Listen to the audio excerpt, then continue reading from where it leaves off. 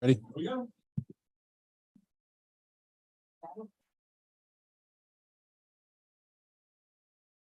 Good evening. I'm Matthews Mayor John Higdon. Welcome to our Board of Commissioners meeting for October 23rd, 2023. We did have a earlier meeting with our Matthews 101 graduates, so give yourself a hand, graduates over there. We're very proud of you. I'd like to start with some introductions. To my left and your right is our Assistant Town Manager, Malia James, Commissioner Renee Garner, and normally sitting next to Renee is Pastor and Commissioner Larry Whitley. He's out tonight. Our Mayor Pro Tem Ken McCool, our Town Manager Becky Hawk, our Town Attorney Charlie Buckley, Commissioner Mark Tefano, Commissioner Gina Hoover, Commissioner John Urban, our Town Clerk Lori Canapino, and our Communications Coordinator Maureen Keith. I'd like to start with tonight's moment of reflection or invocation from Commissioner Hoover. Yes, I would first like to start off reminding everyone that October is Breast Cancer Awareness Month. So ladies, please take care of yourselves. And because of all the uncertainty going on in the world right now, I would like to read Psalms 146, 6 through 8. Lord God, maker of heaven and earth, the sea and everything in them, you remain faithful forever. And on this day, when we celebrate our freedoms, we remember those in different circumstances. We ask you, as your word says, to uphold the cause of the oppressed and give food to the hungry, set prisoners free, give sight to the blind, lift up those who are bowed down, wherever they are, whatever language they speak, whatever nationality they claim, that they too may soon possess the kinds of benefits we enjoy today.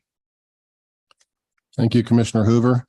Tonight for our Pledge of Allegiance, we have a special group here tonight, the Girl Scout Troop 3097. And I'd like to ask those folks to come forward and maybe have leader Shannon Klug introduce the Scouts, please. I do recognize one of those Scouts as Commissioner Garner's daughter, Mabel. I'll point her out. She's really happy for that. So yeah, if you could please introduce them. Good evening. Good evening. I'm Shannon Klug. I'm the leader of Troop 3097. We are cadets, 8th graders from multiple schools in the Matthews Mint Hill area. And I'll have each girl introduce herself. That's great. Tell us what school you go to as well, please. Hello, I'm Isabella Rose Robinson, and I go to Mint Hill Middle School. My name is Riley, and I also go to Mint Hill Middle School. My name is Gabriella, and I'm homeschooled. My name is Ashlyn, and I go to South Charlotte. My name is Natalie. I also go to South Charlotte. My name is Abigail, and I go to Crestdale Middle School. My name is Willow, and I go to South Charlotte Middle. My name is Tavisha, and I go to Weddington Middle. My name is Mabel, and I go to Crestdale Middle. Great, thanks. You really are from all over. So thank you for coming tonight, and you're going to lead us in the pledge. So let's ask people to stand.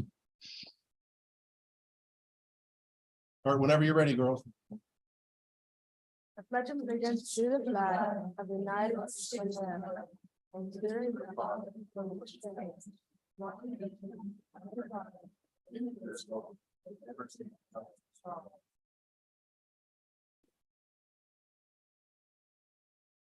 Thank you very much.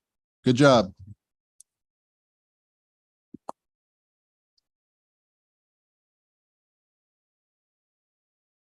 I'd like to ask the town manager if there's any additions, deletions, or movements within the agenda. No, Mr. Mayor. Okay, entertain a motion to adopt the agenda as published. So moved. Second. We have a motion by Mayor Pro Tem McCool, second by Commissioner Garner. All in favor?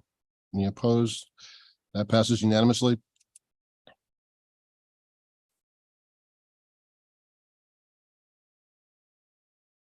Now I'd like to move on to agenda item number 5, presentation of proclamation recognizing National Arts and Humanities Month.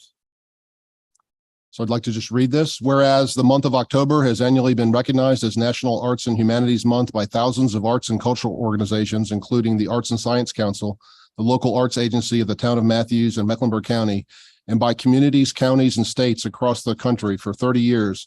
And whereas the arts and humanities help community members explore their diverse history and culture with the support and creativity of large, mid-sized, and small cultural organizations, creative individuals, educational institutions, and local businesses. And whereas despite significant losses to the coronavirus pandemic, the creative industries remain among the most vital sectors of the American economy, providing new opportunities for development and creating jobs and economic activity across sectors. And whereas the collective nonprofit arts industry in the town of Matthews and surrounding towns, Mecklenburg County and Charlotte, strengthens our local economy by generating nearly $236 million in total economic activity annually, $48.2 million in state and local government revenue, and by supporting the full-time equivalent of 3,884 jobs. And whereas the arts and humanities embody so much of the accumulated wisdom, intellect, and imagination of humankind and play a unique role in the lives of our families and our community, therefore I, Mayor John F. Higdon, do hereby proclaim October as National Arts and Humanities Month in the town of Matthews and call upon our community members to celebrate arts and culture and to join in this special observance. In witness whereof, I have hereunto set my hand and caused the seal of the great town of Matthews to be affixed this 23rd day of October, 2023. I'd like to present this proclamation to artist Rosemary Dykstra. Please come forward.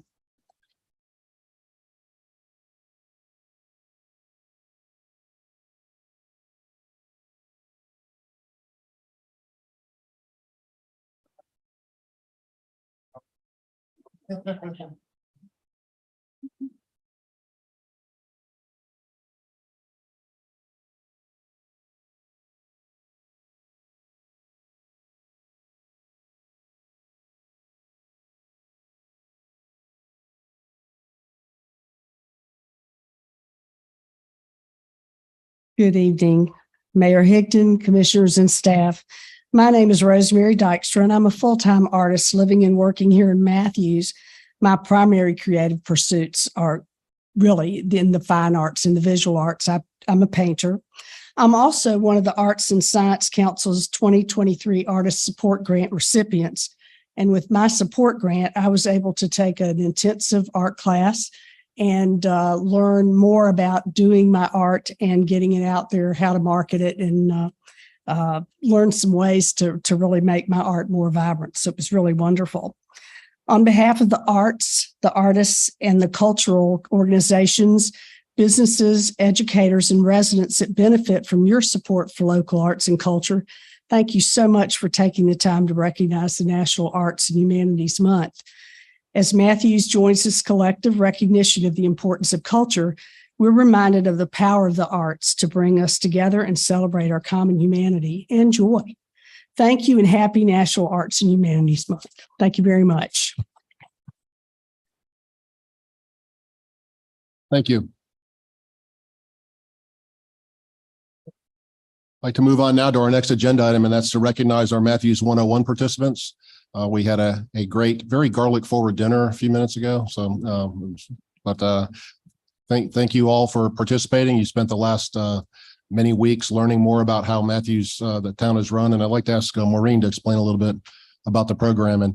And while Maureen comes up, let's give Maureen a round of applause for doing such a great job.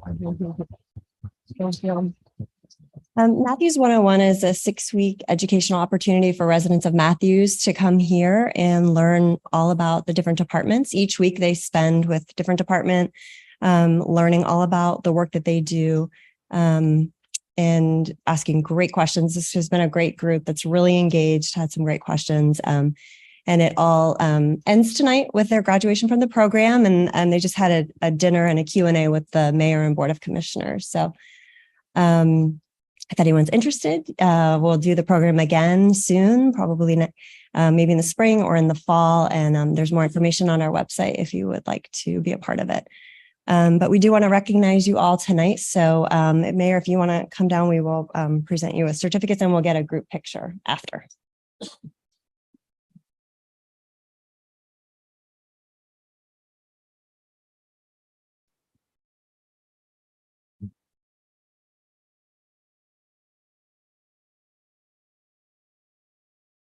Joel Bickford.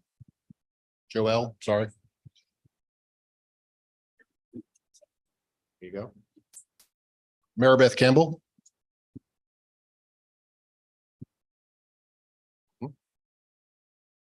Holly Campbell.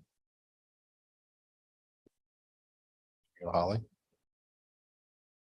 Elizabeth Caudle.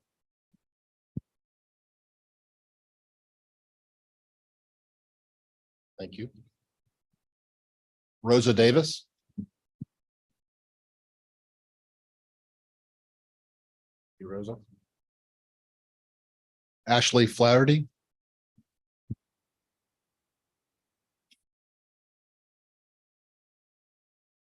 Ashley. Laura Hirschenbach.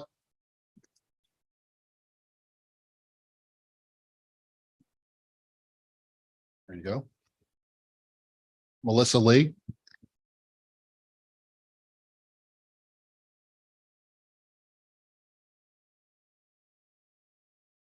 Zachary Morris. Zachary. Jeff Nance.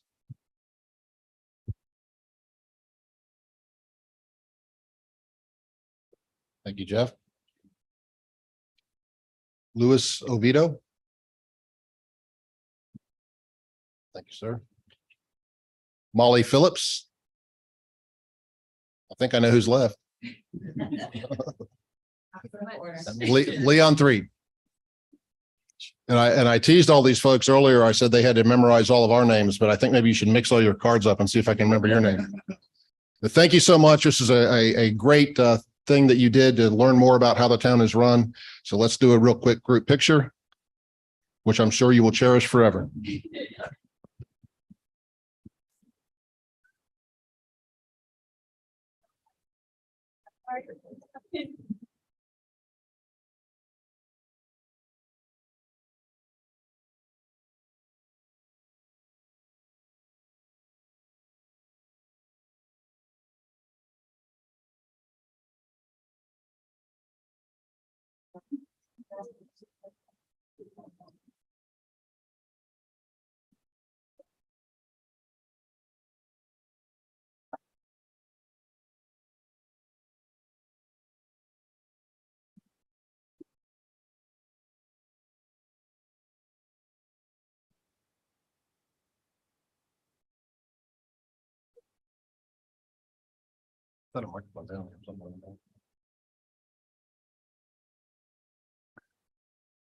All right. Thank you, folks. We do really appreciate all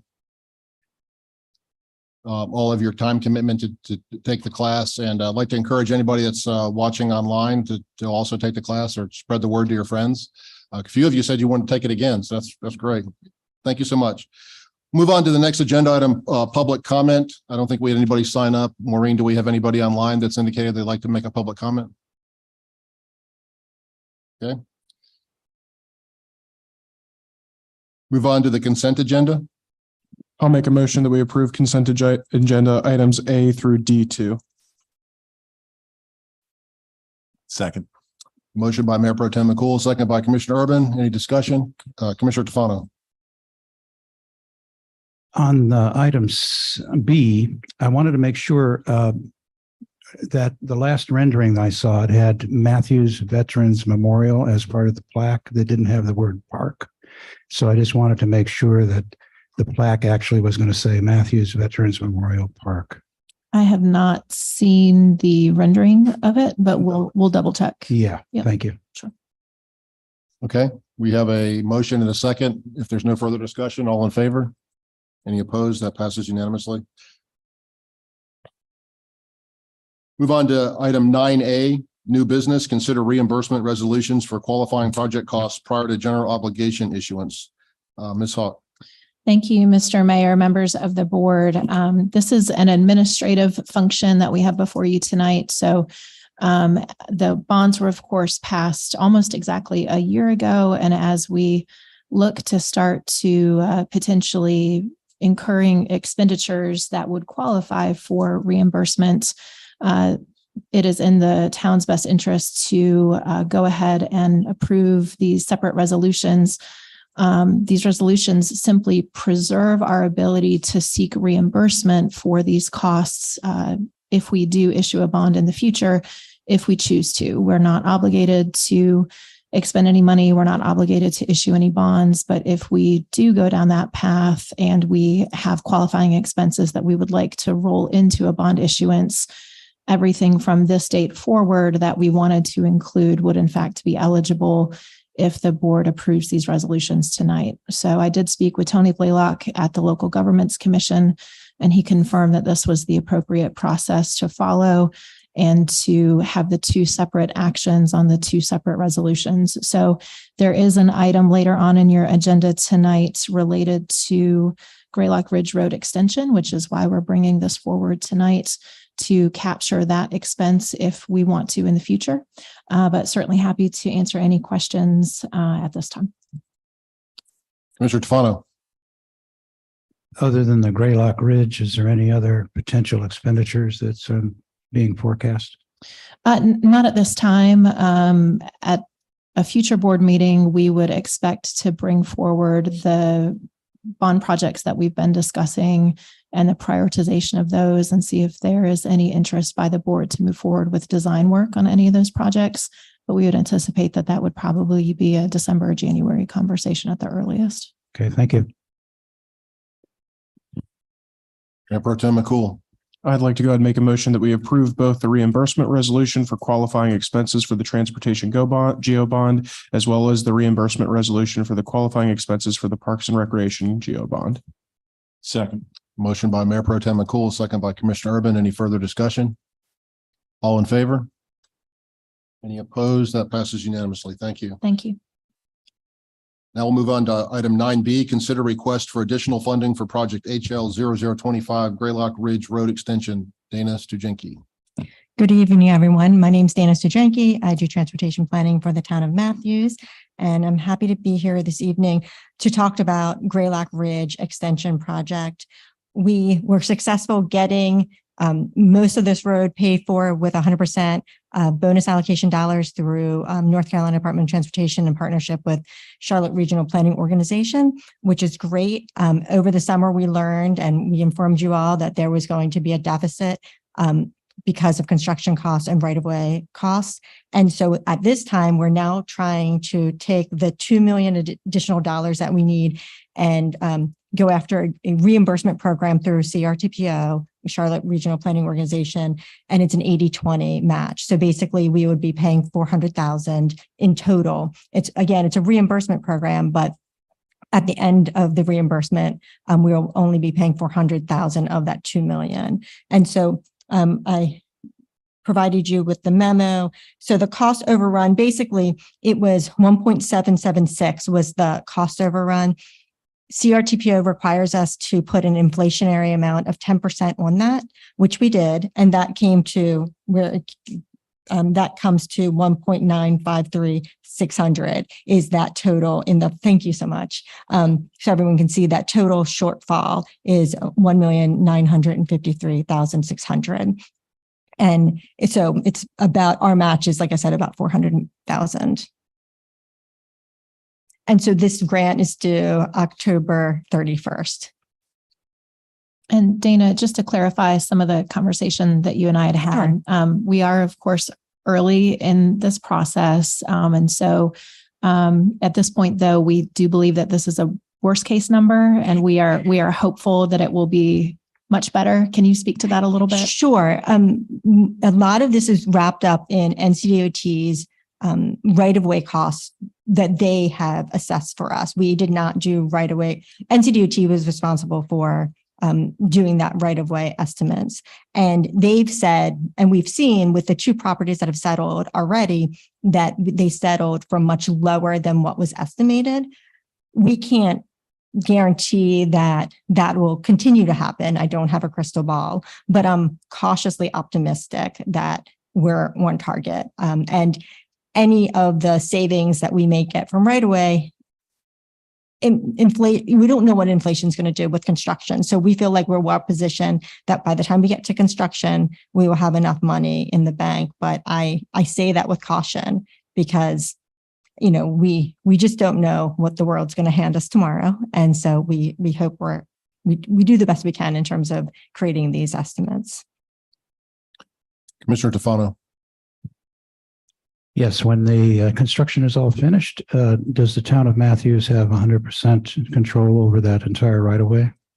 No, it's an NCDOT road. They're building it. It's and so I don't know if CJ wants to talk about how that transition would happen, but I think ultimately we would like to own the road. I think ultimately NCDOT would like to give us the road, but I think that is not when the road is completed construction. It's going to be their road. They're going to maintain it, but they're building it to our design standards. And that's really what's important here, that they are willing to build it the way we want it to be built. So it's appropriate for our town. Would that be a correct statement to say that's what we're getting for our 400,000 is we sit at the table? Right. I mean, so altogether, I think it's about a $9 million road. So, I mean, with all in. Okay. Thank you. Any other questions, comments, or motions? I'd like to just say that anytime we can expend $400,000 and get $2 million worth of benefit, it's a pretty good deal for the town of Matthews. Commissioner Urban. So I'd like to go ahead and make a motion to approve town staff application to CRTPO for fiscal year 2025. Shortfall funds for the Gray Lock Ridge Road Extension Project in the amount of $1,953,600, with all but $390,720 being reimbursed by CRTPO. And this is as outlined in the memo from Dana Stujenke on October 23rd, 2023. I'll second that. Motion by Commissioner Urban, second by Commissioner Garner. Is there any further discussion? All in favor? Any opposed? That passes unanimously. Thank you, Dana. I don't know if your and Susan's ears were burning, but we were talking about you in the Matthews 101 class, and you are forbidden to accept job offers from any other locality. We made that as a decision. Thank you, Mayor. Appreciate that. You both do a fantastic job. Thank you. We're so grateful that you're on our employee list. Right. All right, we'll move on to the next item. Receive information on project U5763 NC 51 partial CFI plan. And this actually came up in our discussion in Matthews 101 as well. Good evening, Mayor Pro Tem, Commissioners. It's good to see you all tonight. This is just an information only presentation, a refresher, if you will. At the last Board of Commissioners meeting, the mayor asked if I would come back and walk you through this CFI thing, continuous flow intersection design, as part of the NC 51 widening project. I found the old presentation that NCDOT did for the Board of Commissioners on August 26, 2019. So I didn't create a new presentation. I'm just going to share with you what was shared then. I'll skip through a bunch of the details just so that we can be effective with our time. Excellent. So remember, I said last time in the very beginning, they wanted to do an interchange and they called me. I said, please no interchange. And the reason that because of that is, so there's this widening project, NC 51 from Sardis to John Street. And when they started looking at the operations of John Street, the road kept getting wider and not operating any better. So the DOT was looking into alternative intersection designs. And I know this some of these acronyms have a bad connotation, and I'll try to use regular people terms for all of this stuff.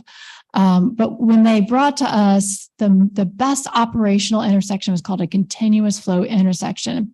And this is when the left turn lanes kind of go to the left of the oncoming traffic and wait there to make their turns. It reduces conflicts in the intersections and operates more efficiently. The board took one look at that and said, this is huge. All this traffic is pouring into downtown. I mean, it was, and the limits went well past the CSX bridge. Dana and I kind of liked it because the improvements went all the way to Team Road and we got sidewalks all the way down to Team Road over that CSX bridge. But really, it was an extremely impactful design. And the DOT heard the board loud and clear and came up with 4 additional alternatives for consideration.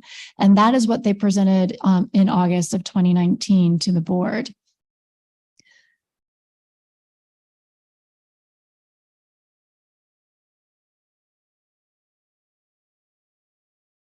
Is it me? Is it me? The first one is what we call a quadrant roadway system. My pointer isn't going to work, but as you see, all of the turning movements, all the left turning movements would use this quadrant roadway system that would connect at Monroe Road at, that's actually Industrial Drive. So you would not be able to turn left onto Monroe Road or John Street in this design. Susan, can you kind of orient where stuff is? In that I am trying to point and I'm wondering, CJ or is your pointer's going to? Thank you, CJ. We're down here. Here's downtown. This is NC 51 Monroe Road towards Charlotte, John Street towards downtown. It is me. I tried turning it on. It's been a day. Okay. It's been a day. Here's the CSX railroad tracks. And so if you wanted to go into Charlotte, you would proceed through the intersection, turn left and then turn right. If you wanted to go to Matthews, you would before the intersection turn and then go around your elbow to get to downtown Matthews. Two-fisted here now. The second alternative was a different type of quadrant here on the southeast corner. So again, if you wanted to go to Charlotte, you go through the intersection, turn right and then right, kind of like how we drive in Charlotte anyway, turn right to turn left. And then to go into downtown, you come along 51 and then turn left onto Lois, like this extension, this quadrant roadway. Excuse me, Susan. Yes, sir. On the last presentation, is that, go back a slide, is that what we used to call in the Northeast a jug handle?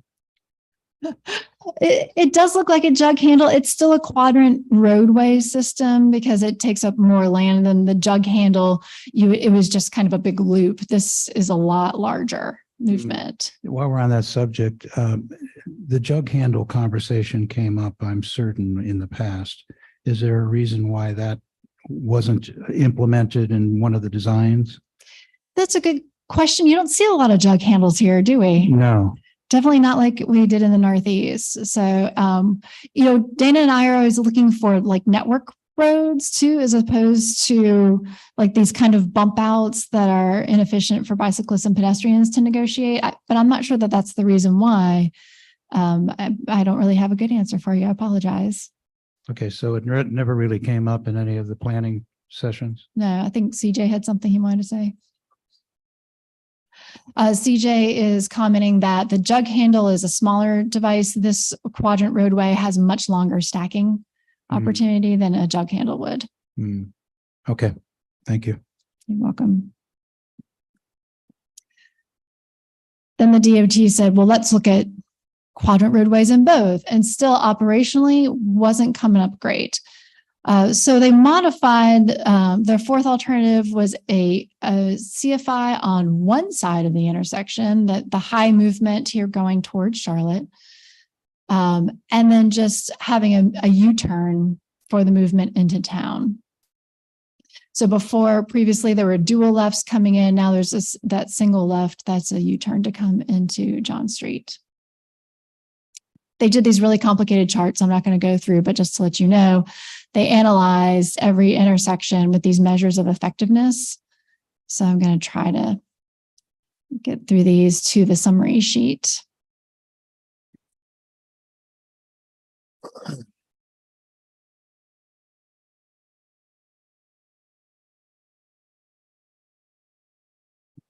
So in typical traffic style, green good, red bad.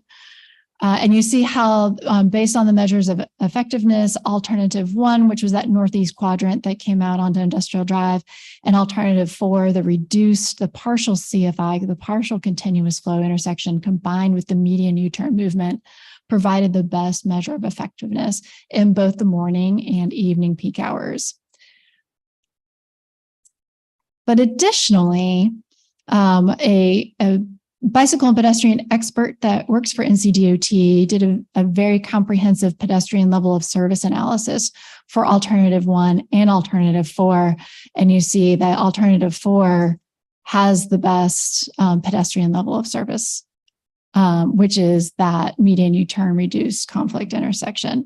And from the summary from his notes, it's because all the movements are protected, meaning they're under signal control. So you don't have to watch the traffic and jump out in front of traffic for traffic to yield for you. They have the red light and you have the walking indicator. So that's why that alternative was best for pedestrians. I'm going the wrong way now. Susan, can I ask a question? Yes. If I was the age of our Girl Scouts tonight and I brought home a report card that had 3 C's and a B, I don't think my parents would have been real overjoyed with that. And so why don't, if we're going to do something brand new, why isn't it AAAA? Because cars. Okay. We can close the intersection down to vehicles and it would absolutely be AAAA.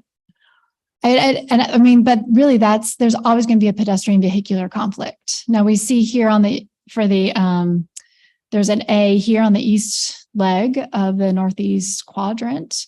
That's because there's no turning movements there. Turning movements are also detrimental to pedestrians. So anywhere you're going to have turning movements, it degrades the level of service. Even beyond the pedestrian scores, the scores for the intersections themselves, or the intersection itself, is not, even when we spend these tens of millions of dollars, it's still not an A. It's okay. D or something. That seems like.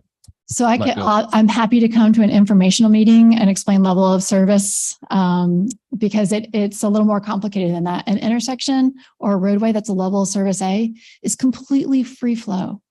How fast are those cars going to go? Like, I don't know, as fast as they can.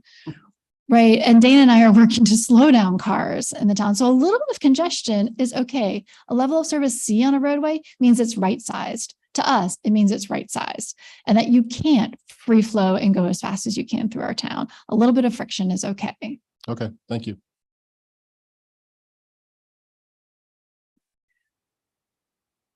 Just a side-by-side comparison of just the impacts that you see, that the northeast quadrant roadway is extremely impactful to this area, causing many business relocations through here, many total takes. And the intersection still looks big. And I do have PDFs of this.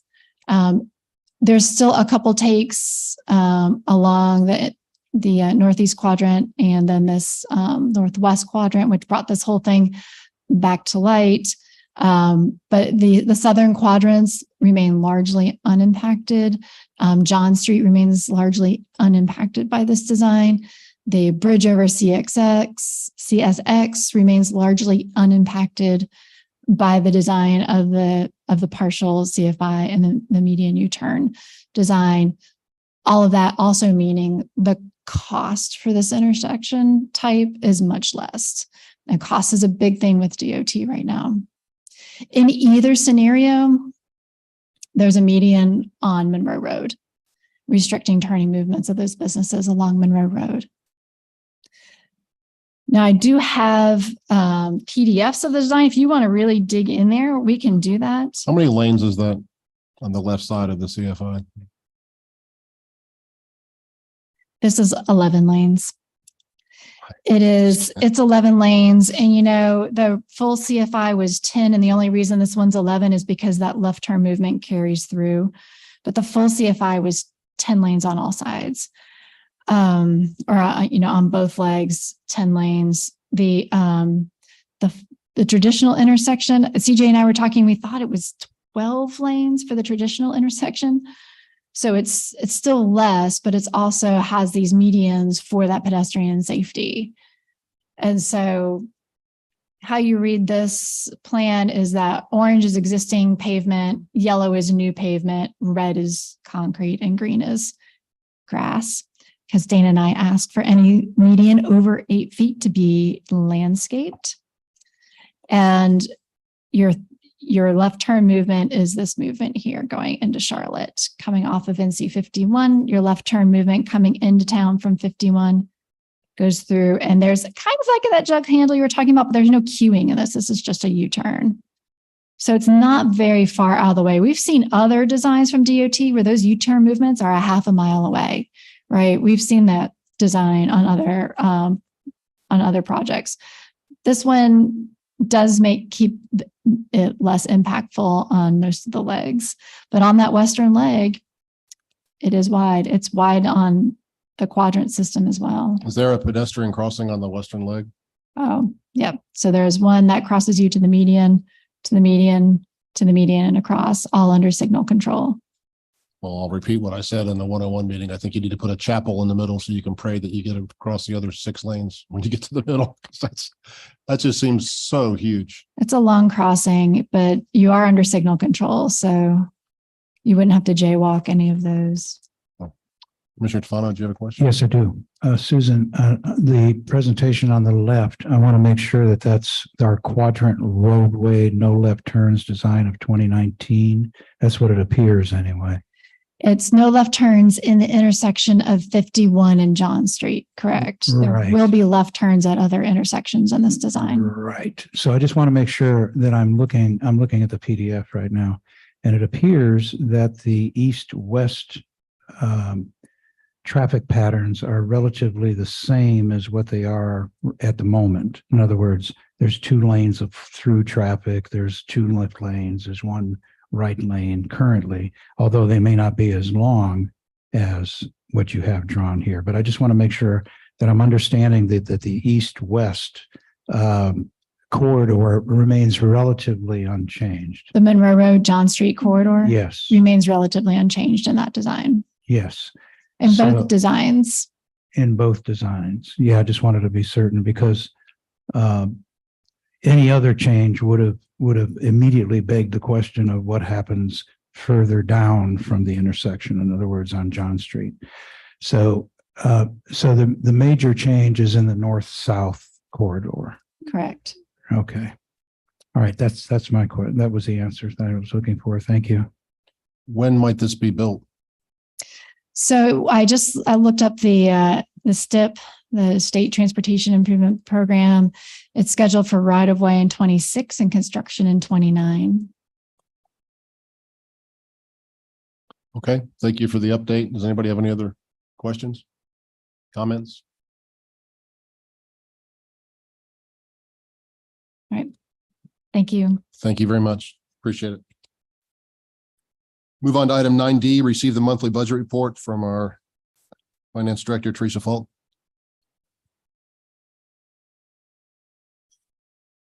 Thank you, Mayor and members of the board. I would also like to say, I don't usually have an audience. By the time I usually go up here to speak, everyone has left except for town staff. So I do appreciate having an audience this evening. And I haven't seen these people since their first week of Matthews 101, which, by the way, is their favorite week of Matthews 101, because they get me, Becky, Malia, and Maureen. So, I mean, there you go. But now to the business at hand. Our monthly budget report through September of 2023. We are finally, this is the first month that really actually has all things being FY24. July and August we're still receiving revenues and things that go back into the prior fiscal year.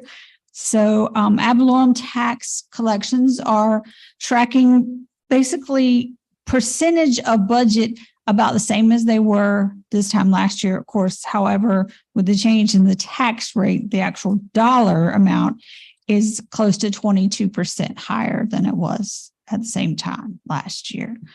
Local option sales tax continued to improve. They are up 6.49% from the same time last year. So that is very good news. Permits and fees are up 17.5% year over year. So people are still building and getting permits for different things. Recreation revenues are up 37.39% year over year. We had a very good Camp Funshine that ran, on through the month of July into the 1st of August before school started back. So I think this was one of the first full recovery year from COVID for all of the parks summer programs. So that has shown up in the revenues received. And just a note on investment earnings are 333% higher than they were last year at this time. which is good for us, bad for me, Teresa, the personal person going out there and purchasing things, but it has served the town well with the higher interest rates. And that is all I have for this evening, unless you have questions for me. Anybody have any questions for Teresa? Thank you. Another Thank good you. report. Appreciate it. Move on to the last item for tonight under new business. Consider rental options for town-owned property, 251 South Trade Street. Ms. Hawk. Thank you, Mayor, members of the board. We closed on 251 South Trade Street a couple of weeks ago, and staff has had an opportunity to go through the property and take a thorough inventory of some small improvements that would need to be made if we were interested in putting the property on the market to try to recoup some of the purchase price while the property sits waiting for future use. At this point in time, we believe that a residential rental would be the appropriate path forward that is in alignment with the current zoning of the property. We did have our property manager take a look at the property and recommended that the market rate would be somewhere between $1,900 and $2,100 a month for the property. There was some talk of potentially being interested in maybe looking at an office usage of the property, but I talked with planning staff, and in order to utilize it for that purpose, it would require a rezoning, and it would also require the property to be brought into compliance with ADA standards that would be rather expensive. So we do believe that the appropriate course of action would be to list the property for rent for residential occupancy at $2,000 a month. That would be asking the renter to take care of the lawn maintenance so that that does not fall on staff to have to handle. And just a note, we do build into all of our rental properties that are intended for future use a 30-day notice to vacate clause. So if at any point in time we were ready to move forward with using the property for another purchase or for another purpose, so long as we provided that 30-day notice, we would be able to have possession back of the property without any penalties. So if the board does move forward, we would anticipate approximately $22,000 in annual revenue after you take into account the management fees that we pay to the property management company. And since we did use tourism fund dollars to make this purchase, we're also recommending that any revenue received on the property goes back into the tourism fund to specifically replenish those funds. So happy to answer any questions, but at this point in time, we would recommend moving forward with rental. Becky, what does the management company do for us for 8%? Sure. So everything. They handle listing the property. They handle vetting the applicants, placing them in the property. They collect monthly rents. If there is an issue with collection, they're responsible for securing the collection successfully. And then if there are any of the routine maintenance needs of the property, they handle that, changing light bulbs or any of the small requests that they get. We get brought in if there are, a refrigerator needs replacing. If there's a larger expense, we would still be responsible for that. But all of the day-to-day management that goes into being a landlord, they handle on our behalf. Thank you. Commissioner Tufano. Yes, currently it's the entire property is just weeds. There's no, I guess you can call it technically grass. Is there any plans on actually landscaping the property properly? We had not planned to put any additional funding into the landscaping. The only thing that we had staff look at was some of the work that needed to be done to the actual structures on the property. So it would be up to the board. If the board wanted to do that, that would be an additional expense that's not accounted for in what we have before you tonight. Okay, and also there's a pump house in the back that was partially demolished. Is that the rest of that debris going to be removed? Any debris that's on the property would be hauled off as part of this. There's also a shed that the staff is recommending be demolished. Mm-hmm. And so we would haul that off at the same time. Is the garage going to be upgraded it didn't really have a solid concrete floor in the past? There is a concrete pad that does need replacing, but I believe that is an exterior pad and not the one in the garage, but I did see the replacement of a pad. So at this point, we're looking at kind of bringing it up to sort of some minimal standards to get it rentable, as opposed to maybe some of the more involved dollars that would go into it. Yeah, one request, actually, not a recommendation, is that is a gravel driveway. And when it rains, that gravel washes into the sidewalk every single time. And it causes really deep ruts in that driveway. So it's a safety hazard for people coming by because there is no sidewalk. It's covered with gravel after a major rain. So I would like to see some improvements made to that driveway to prevent that from happening. I would just defer to the board if the board is interested in us getting quotes for that. We had public works staff go out and look at it. CJ, I don't know if you can speak to any of it again. Please grab a microphone if you're going to. That Life and some of our maintenance crews went out. So that was not a recommendation that they made. So that would be an additional cost incurred. But if the board wants us to pursue that, we certainly can. Yeah, sorry. I hate to make the trip up to here to say I didn't see it. So I'm sorry. I don't have any other information. Okay.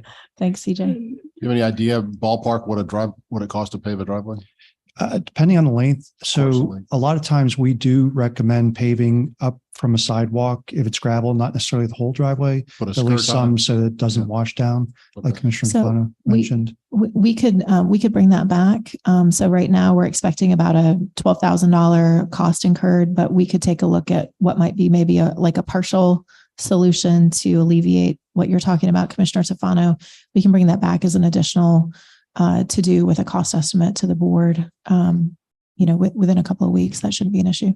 My guess would be a few $1,000s. Sure. Commissioner Garner. I'm curious about the shed that it will be demolished, because I'm looking at Polaris and it says the house end.